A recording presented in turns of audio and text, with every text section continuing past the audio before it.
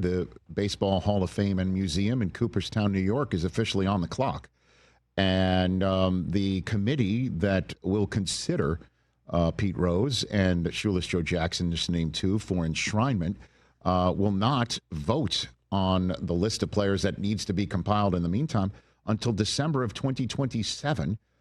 Is there any groundswell to speed this process up, that these guys have waited long enough? Their fans certainly have waited long enough, and family. Well, what do you think, Don?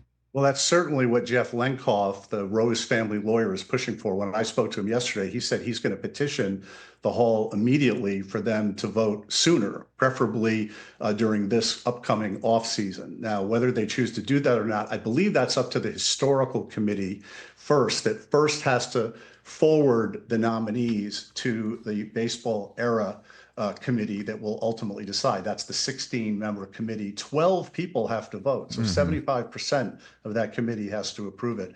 But we'll see if there's a groundswell. I know that Jeff Lenkoff and the Rose family would like it to happen sooner rather than later. They've been fighting for a long time for this, and they don't want to have to wait another 2.5 years for a decision. I'm just reading from your article about the Historical Overview Committee will be voting on it, but the Classic Baseball Era Committee will be the one voting on it. The Historical Overview Committee has to develop the ballot of names. And Yep.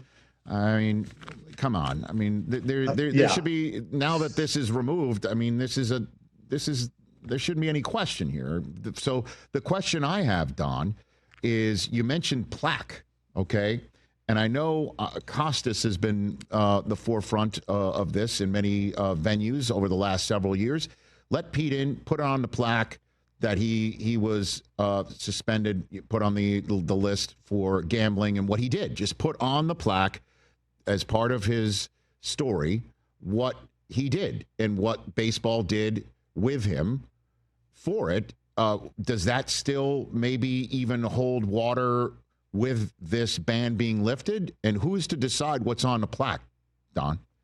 Do we know? I believe I actually don't know the answer to that, Rich. It's an excellent question. I assume somebody attached to the Hall decides that, whether there'll be a line. I agree with Costas. I've said before as well that that's the way to solve this. Another suggestion is that you have a sort of a wing of the Hall, a wing of infamy or infamous players. Oh, gosh. that you have to move Ty Cobb over there. There's quite a few people that already have plaques, right? That would have to be moved over to that hall, that infamous hallway. Let me just say this, Don. That would be one of the worst decisions ever if there's now a propriety committee, right? Like, and who's to decide, who should be in the Hall of Shame, if you will? You know what I mean? Like, I don't know, but putting something on a plaque, now that's a different story.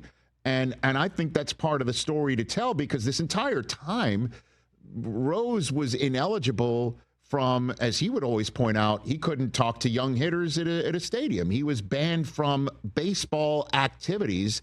It really was the Hall of Fame's doing to basically say that includes us. I mean, baseball's never really instructed Cooperstown what to do, right? You're absolutely right, Rich. So in 1989, when Bart Giamatti came up with an agreement, it was an agreement that he struck with Rose and his lawyers, that Rose was going to accept this indefinite penalty of being out of baseball.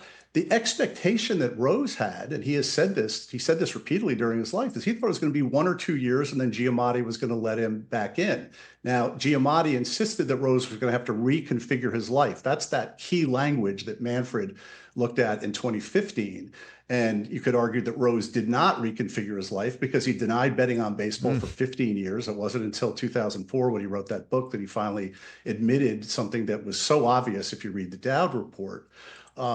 But, I think that putting a line in the plaque that Rose was banned for baseball for all these years is absolutely the right way to go. You put a line in Shoeless Joe's plaque, the same thing. That, Jackson was banned in 1921. Think about that. 104 years ago by Kennesaw Mountain Landis, the first commissioner of baseball, who was literally hired to investigate the Black Sox scandal and knocked 8 of those Black Sox players out of baseball for their entire lives.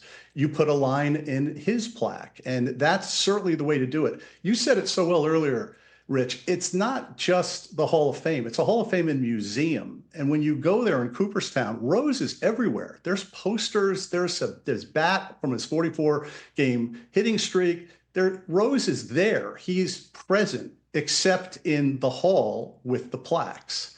And so one way to do it, since it is a museum and it should actually record baseball history, is you put a line or two at the very end of that plaque. There's a lot of stats are going to have to go on both those guys' plaques, but you put one line or a line and a half summarizing the ban from baseball and why it happened. Catch the Rich Eisen Show live weekdays from 12 to 3 p.m. Eastern on Roku Sports Channel in the U.S.